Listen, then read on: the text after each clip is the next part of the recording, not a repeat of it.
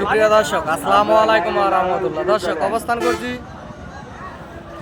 জয়পুরহাট জেলার নতুন হাট গরু হাটে। দর্শক, আগামী 26 কুরবানির টার্গেটে পর্যাপ্ত পরিমাণ গরু আমদানি হয়ে থাকে এই বর্ডার এলাকার হাট জয়পুরহাট নতুন হাটে।